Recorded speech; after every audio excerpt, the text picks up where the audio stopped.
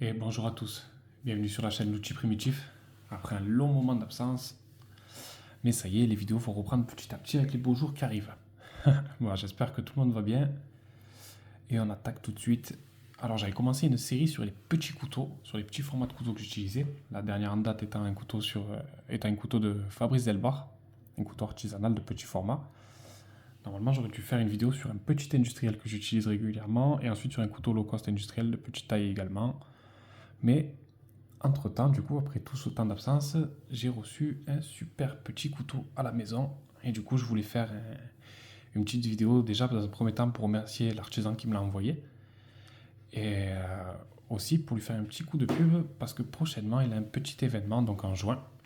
Je ferai un commentaire que j'épinglerai où dessus il y aura marqué donc l'événement, où ça se situe et il y aura un peu plus d'infos sur les couteaux de Florian. Bon, donc du coup, avec ce que je viens de dire, vous en doutez, et vu ce qu'il y a sur la table, donc on est ici pour parler d'un couteau de Florian Schlosser, donc un couteau artisanal français, fait par un super artisan français, passionné par ce qu'il fait. Dans un premier temps, je me permets quand même de dire ça parce que je trouve ça vachement important. Cet artisan-là, il a une petite particularité, c'est que c'est pas son métier principal. Il a un métier de vie, entre guillemets, un métier commun. Et en parallèle de ça, il fait des couteaux. Alors à une époque, c'était son métier principal. Donc beaucoup le connaissent sous le nom Le Coutaluri. Donc c'est le créateur notamment d'un modèle qui a été très populaire à un moment donné qui s'appelle le 7 épis, un couteau à friction que vous pourrez retrouver sur la chaîne de Bellos. Il y avait Jean-Charles qui avait fait quelques vidéos dessus également. Des super couteaux à friction et avec un concept un peu différent de ce que vous connaissez habituellement. Et c'est un truc que j'aime beaucoup chez Florian. Donc je le suivais déjà à cette époque. Et là, donc tout récemment, je regardais un peu son travail, parce qu'il a énormément évolué dans son travail. Depuis le Coutalori, il y a beaucoup de choses qui ont changé. À l'époque du Coutalori, comme je le disais, c'était son métier principal. Entre-temps, il a arrêté pendant un petit temps la production de couteaux, donc il a repris son emploi à plein temps, son emploi courant. Et entre-temps, du coup, il s'est remis à faire des couteaux, mais du coup en parallèle de son activité principale. Et il y a eu une énorme évolution, un gros changement de direction, je trouve, entre les deux. C'est-à-dire que maintenant, il utilise des matériaux beaucoup plus modernes, il a des nouveaux designs, toujours en essayant de chercher des concepts que vous ne trouvez pas chez tous les artisans. Et du coup, on va voir ça ensemble aujourd'hui. Donc cette vidéo, contrairement à ce que je fais d'habitude, habituellement, je vous parle de couteaux que j'ai utilisés pendant minimum 6 mois et ça peut aller jusqu'à, je pense que le couteau que je vous ai montré qui a le plus d'ancienneté sur cette chaîne, il devait avoir, je l'ai peut-être utilisé pendant 3 4 ans. Et encore, c'est pas ceux que j'ai le plus longtemps utilisé. Ceux-là arriveront bientôt. Et là, du coup, exceptionnellement, je fais quelque chose que je ne fais pas d'habitude, c'est-à-dire que c'est un peu un hors-série. C'est un couteau que j'ai que depuis une semaine et demie. C'est un couteau que j'ai quand même pas mal utilisé du coup depuis que je l'ai reçu, parce que Florian me l'a envoyé du coup suite à une conversation qu'on a eue pour que je puisse le tester, car il s'agit là d'un prototype. Donc dans un premier temps, je vais vous parler, avant de vous parler du couteau, du packaging. Parce que c'est quelque chose que je trouve super intéressant, sachant que comme je le disais dans la vidéo sur le couteau de Fabrice, le packaging, qu'on le veuille ou non, ça reste quand même quelque chose d'important quand on reçoit un couteau. Sachant notamment que ça m'est déjà arrivé de recevoir des couteaux d'artisan avec des emballages tellement sommaires que ça m'a abîmé la plaquette du couteau à l'intérieur. Gaëtan, si tu passes par là, tu sais de quoi je parle. J'ai récemment offert 2 couteaux d'artisan à Gaëtan. Sur ces 2 couteaux, il y en avait un avec un manche en G10 marron. Et comme l'artisan l'a pas très bien emballé, du coup le G10 marron est arrivé avec une tache sur les plaquettes. Chose qui m'a énormément contrarié quand je l'ai reçu, surtout parce que c'était un cadeau. Pour moi encore, ça m'aurait pas dérangé, mais pour un cadeau, c'était assez énervant. Enfin bon, revenons-en à nos moutons. Donc du coup, le packaging, vous recevez d'abord dans un premier temps, c'est d'emballer dans ce petit carton, donc avec les petits, je sais pas comment on appelle ça, les frites, qu'il y a à l'intérieur pour protéger la boîte. Donc quand vous l'ouvrez, vous tombez dans un premier temps sur ce petit flyer.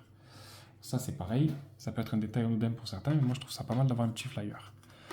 Donc sur lequel bien sûr on a le rappel, donc couteau Schlosser, conception et fabrication, couteau pliant artisanal français bien sûr. Donc on a Florian en train de travailler ici et une de ses réalisations ici que je trouve juste magnifique. Ce petit canif il est vraiment sublime.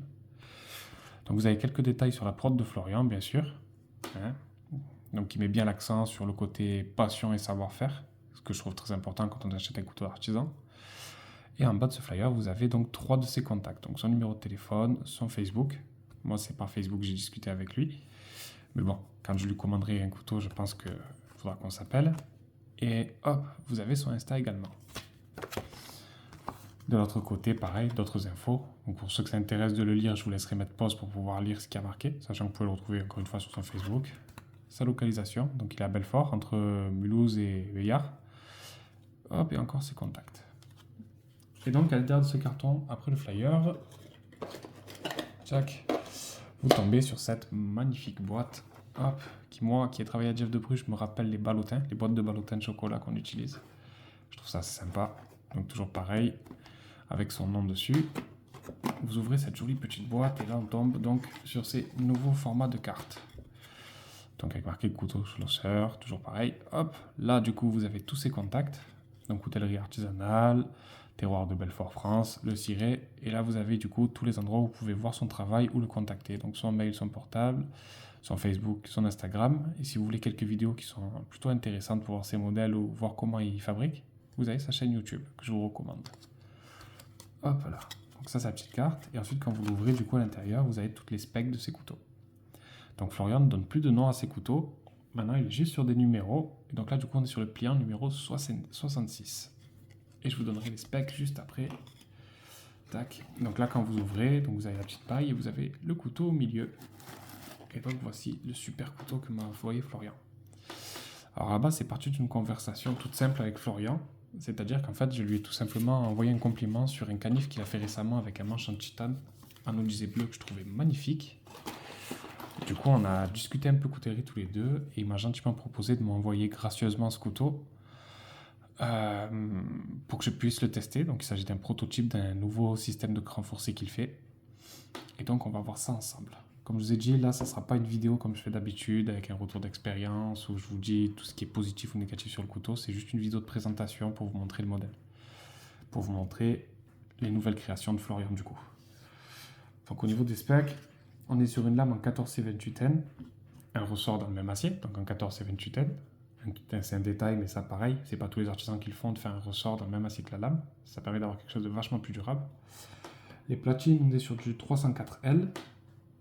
Au niveau de la fibre de carbone, on est sur de la fibre de carbone 3K. Et alors, ce que j'aime beaucoup sur ce couteau, bon, bien sûr, on est sur un rivetage traditionnel. Il y a 20 pièces qui composent ce couteau, plus le petit passe lacet. Il a été fait en décembre 2024. Hop, et on n'est pas sur un cran forcé lambda. Je vais l'ouvrir pour que vous entendiez le bruit. Je ne sais pas si vous l'aurez entendu. Je recommence. Hop là. Donc vous êtes sur ce qu'on appelle un cran plat à talon octogonal, avec une butée de fermeture fixe. Hop, ça évitera que votre tranchant vienne claquer contre le ressort à la fermeture. L'avantage de ce système de cran plat qu'a fait Florian, habituellement un cran plat à l'arrière, vous êtes juste sur un simple carré. Et du coup, un peu comme pour ce couteau-là, ça fait que votre couteau, hop, il s'ouvre à un coup et il se referme à un coup, ce qui n'est pas forcément très sécurisant. Même si pour la majorité, ils ont un arrêt comme ça à 90, la majorité des couteaux, quand vous le tenez comme quelqu'un de normal, comme ça ou comme ça à pleine main, quand il saute et qu'il arrive à 90, vous commencez à vous entamer le doigt. Même si ça ne vous le coupe pas complètement, ça commence à vous entamer le doigt. Là, du coup, l'avantage de ce genre de couteau-là, c'est que vous avez 1, 2, 3 crans avant la fermeture complète. Hop. Donc si on prend en compte ça, plus la partie non tranchante ici, l'avantage c'est que là vous êtes sur un couteau hyper sécure. Vous ne pouvez pas vous couper avec. Sincèrement, même en y mettant de la mauvaise volonté, vous ne pouvez pas vous couper. Il faut vraiment y aller comme un homme pour se couper avec ce genre de système. Donc pour en revenir au couteau en lui-même, on est sur une émouture plate complète avec un tranchant qui est super fin, malgré le fait qu'on ait quand même une assez bonne épaisseur. Je vais vous le comparer à mon EDC du moment. Le Spyderco Resilience Lightweight. Bon, vous voyez, il est quand même plus épais, mais on reste quand même sur un dos de lame suffisamment important pour ce genre de couteau. Mais on a quand même un tranchant vachement fin. Il coupe très très bien. Et franchement, c'est hyper agréable de s'en servir. Que ce soit sur de la nourriture ou sur tout ce qui est... J'ai coupé du carton, du Serflex et du scotch avec également. Ça taille super bien. Je trouve ça super innovant, ce genre de cran. C'est pas quelque chose de courant. Et c'est ce que j'aime beaucoup d'ailleurs avec le travail de Florian, c'est que Florian, il cherche sans arrêt, en fait, malgré le fait qu'au premier abord, on puisse être sur quelque chose d'assez classique, il cherche sans arrêt en fait à avoir des concepts un peu plus travaillés que les autres. Récemment, par exemple, ces canifs, vous avez que le pivot qui est apparent comme rivet, voire deux rivets. Tous les autres rivets qui servent au montage du couteau sont cachés par les plaquettes. Là, le projet qu'il a avant son prochain salon de juin, c'est de réussir à faire un canif avec aucun rivet d'apparent, même pas celui du pivot. Et ça, moi, je trouve ça super intéressant pour l'artisanal. J'ai hâte de voir s'il va réussir à faire et comment il va le faire. D'ailleurs, Florian, quand tu auras fini ton proto, il faudra que tu viennes m'en parler et me montrer ce que ça donne en privé. J'ai hâte de voir. C'est ce genre de détails qui font que j'adore le travail de Florian et que j'ai pris plaisir à discuter avec Florian. Comme je l'ai dit, je le mettrai en commentaire épinglé, du coup, son prochain événement. Pour continuer sur ce couteau, donc là, du coup, on est sur des plaquettes, comme je disais, en fibre de carbone, sur des platines en acier. Ça fait un couteau qui est vachement fin dans la poche, vachement agréable à porter, même quand on est en costume. Moi qui travaille souvent en costard, c'est vachement agréable à porter. Mais l'avantage, c'est qu'on a un super dessin de manche. Et donc, du coup, il reste super ergonomique malgré la finesse. Que ce soit en prise pleine main, en prise un peu appuyée comme ça, ou simplement pour les arts de la table, il marche super bien ce couteau. J'adore m'en servir. Sincèrement, alors je m'en suis servi sur du carton bien sûr pour le tester parce que vous le savez, mais le carton c'est un super abrasif à tranchant. Donc quand on veut tester un acier ou une forme de lame, enfin bref, quand on veut tester un couteau, c'est un très bon test. Au même titre que les Serflex, c'est un très bon test pour les chips. Et vous voyez, 1 semaine et demie, il a coupé pas mal de choses et je l'ai juste passé au cuir. Pas besoin d'affûtage. Donc déjà, du voici, on sait qu'on est sur un artisan qui sait ce qu'il fait. La forme de lame, c'est pas forcément les formes de lame auxquelles je suis habitué. Habituellement, j'aime bien quand j'ai un peu plus de pointe. Mais là, c'est vrai que pour l'instant, depuis que je m'en sers, ça n'a vraiment pas posé problème. Pour la fibre de carbone, pareil. Alors habituellement, je suis pas fan des fibres de carbone qu'on retrouve sur les couteaux chinois, vous savez, qui font très damier. Mais là, je trouve, je sais pas si vous arriverez à voir les nuances. Mais alors déjà, au niveau du damier, on est plus sur quelque chose qui fait un peu façon digicamo. Donc ça, j'aime bien. Et quand on arrive sur les bords des plaquettes, le motif, il change complètement. Et du coup, je le trouve assez joli. Ces plaquettes en fibre de carbone, je les trouve vraiment sympa. Au niveau définition, zéro problème, zéro jeu, zéro jour. C'est super bien ajusté. Aucun problème au niveau des rivets. Et pareil, là, les rivets avec la petite rosette en laiton parfaitement intégrée aux plaquettes. C'est franchement super taf, quoi. Super taf.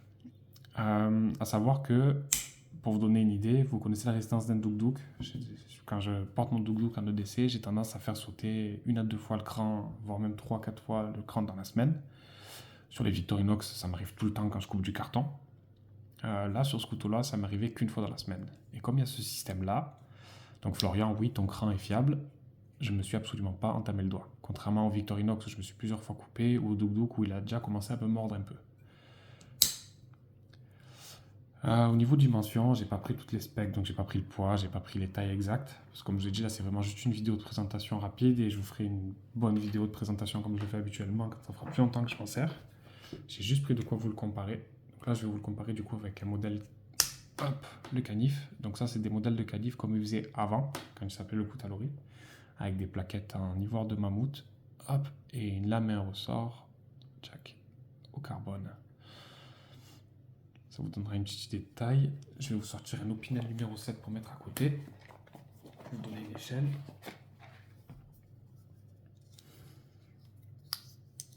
Hop, voilà, petite Opinel numéro 7 carbone, ça vous donne une idée. Tac, je vais vous le mettre entre deux autres couteaux d'artisan que j'aime énormément. Et toujours la comparaison avec l'Opinel est important. Je vais vous le mettre à côté de mon 2 clous de Jean-Charles que je vous ai déjà présenté. Sachant que j'ai connu le travail de Florian grâce à Jean-Charles. Hop, et à côté du piémontais de Gaëtan. Sachant que Gaëtan m'a toujours dit que le travail de Florian était vraiment pas mal. Hop.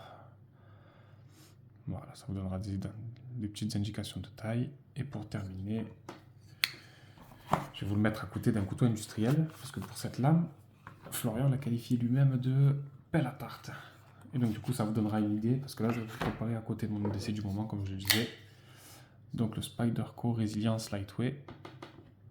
Et là, vous voyez qu'on est quand même sur le couteau de Florian sur une belle hauteur de lame, malgré le fait que le couteau soit beaucoup plus petit que mon Spyderco. Voilà, ça vous donnera une bonne idée de taille, je pense. Allez, on peut compléter avec ça quelque chose que vous avez, que beaucoup d'entre vous à la maison. Le petit marqueur bic, le petit stylo bic. Hop. Et à côté d'un petit 4 couleurs classique. Customisé par mon poteau Gaëtan. Voilà. Donc c'était juste une présentation rapide pour vous montrer le travail de Florian. Sincèrement, si vous avez envie d'un renforcé ou ce genre de choses, n'hésitez pas à aller voir son travail. Vraiment, il fait du super taf. Puis comme je vous ai dit, c'est vraiment quelqu'un qui fait ça par amour de la coutellerie et de la fabrication artisanale de couteaux. Donc sincèrement, allez voir, ça vaut le coup. Et n'ayez pas peur de discuter avec lui. C'est pas un artisan farouche, c'est pas un artisan contrariant quand on discute avec lui, au contraire. Et pourtant, je sais que je pose des questions, beaucoup de questions quand je discute avec les artisans. Mais franchement, voilà. N'hésitez pas. Je vais juste compléter en disant ça. Si vous avez l'occasion d'acheter un couteau chez Florian, alors je sais pas, je ne lui ai pas posé la question s'il faisait des étuis, mais au cas où, moi pour les 2 couteaux de Florian, j'ai simplement acheté ces petits étuis en cuir qu'on retrouve sur la coutellerie Berthier. Alors là, on voit pas bien avec ma lumière, mais il y en a un marron, un noir. Et ça marche très bien pour mettre ces petits couteaux dedans. C'est pile le bon format. Voilà, pour ceux que ça intéresse, au moins vous le savez. Voilà, je pense vous avoir tout dit, je vous tiens pas plus longtemps. Comme je l'ai dit, ce couteau, il aura droit à une autre vidéo. Hop là, quand ça fera un peu plus longtemps que je l'aurai utilisé. Et d'ici là, je vous dis à bientôt. Et encore une fois, je vous encourage à aller voir le taf de Florian. C'est un super artisan. J'insiste parce que récemment, j'ai discuté avec un autre artisan français qui, lui, par contre, a eu un comportement beaucoup moins commerçant, on va dire. Voilà. Je vous dis à bientôt et n'oubliez pas d'aller voir dans les commentaires du coup si vous êtes intéressé par le prochain événement de Florian. À bientôt.